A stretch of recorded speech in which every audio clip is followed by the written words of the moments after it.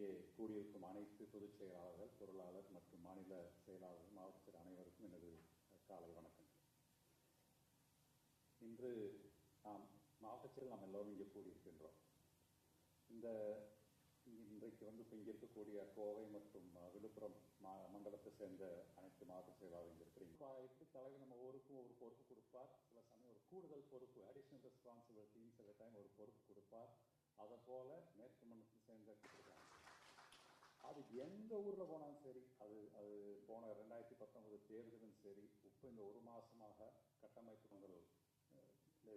Docking போட்ட ஒரு அப்பார்ட்மெண்ட்டாக கதவு தட்டி நீங்கள் பேம்ப்ளெட் கொடுக்க வேண்டிய அவசியம் வர்றதில்லை.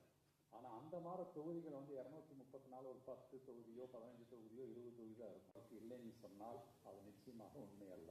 நம்ம அந்த 1000 பேருக்கு மேற்கு மண்டலத்தில் ஒரு பெக்யூலியர் நாம் அனைவருமே நீங்கள் அனைவருமே சாதகமாக உபயோகிப்பதற்கும், அதே போல திமுகவுக்கு அங்கே ஆதரவு இல்லாமல் இருக்கக்கூடிய ஒவ்வொரு பூத்தில் இருக்கக்கூடிய இந்த பூத்தை நான் ஜெயிக்கணும், இந்த பூத்தில் 1000 ஓட்டு இருக்குதா மக்கள் நீதி மையத்தில், இதுக்கு வேறு நோ அதர் எக்ஸ்கியூசஸ்.